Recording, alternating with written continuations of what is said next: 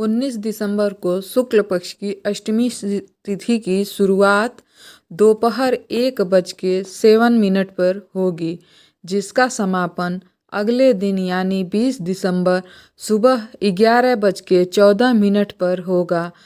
कैसे करें माँ की पूजा आराधना? इस दिन सुबह उठकर सबसे पहले स्नान आदि से निवृत्त हो जाएं। इसके बाद पूजा के स्थल पर गंगा जल डालकर उसकी शुद्धि करें।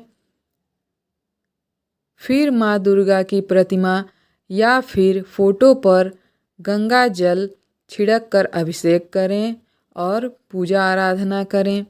घर के मंदिर में दीप प्रज्वलित करें, जिसके बाद माँ को अक्षत, सिंदूर, चावल, चादर, दीप, अदरक, सुपारी, नारियल, फल और पुष्प अर्पित करें।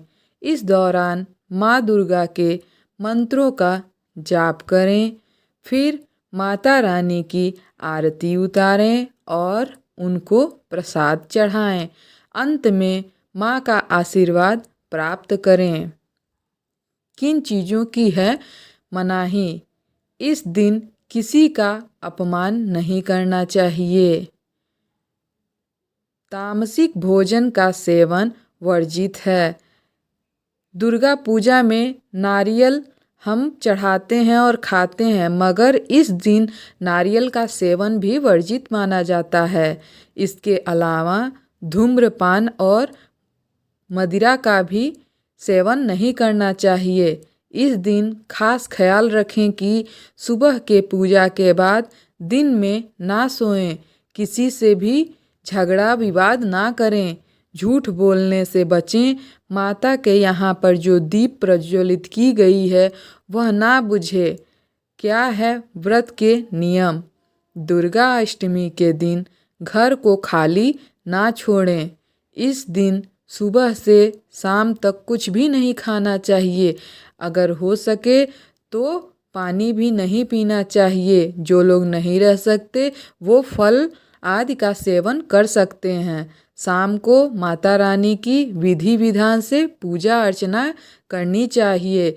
इस दिन दुर्गा सप्तशती का पाठ करना अत्यंत शुभ और फलदायी माना जाता है। सूर्यास्त के बाद आप फल या फिर मिठाई का सेवन कर सकती हैं। जानिए मासिक दुर्गा अष्टमी का महत्व।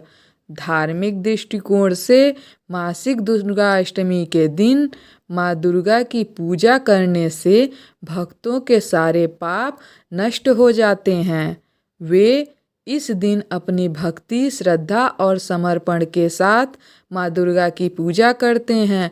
माँ दुर्गा का आशीर्वाद साधक के जीवन में समृद्धि, सुख और सम्मान का स्रोत माना जाता है। दुर्गा अष्टमी की कथा आइए सुनते हैं। दुर्गा अष्टमी की कथा। कथा के अनुसार देवी पार्वती रूप में महागौरी ने भगवान शिव को पति रूप में प्राप्त करने के लिए कठोर तपस्या की थी। और एक बार भोलेनाथ के किसी कड़वे बात की वजह से पार्वती जी का मन अत्यंत बेचैन और दुखी हो जाता है और पार्वती जी तपस्या में लीन हो जाती हैं। इस प्रकार कई वर्ष तक बीत जाता है और वह कठोर तपस्या करने पर पार्वती जी नहीं आती हैं। पार्वती जी को खोजते हुए भगवान शिव उनके पास पहुँचते हैं। वहाँ पहुँचकर वे पार्वती को देखकर आश्चर्य में पड़ जाते हैं। पार्वती जी का रंग अत्यंत ओजपूर्ण होता है।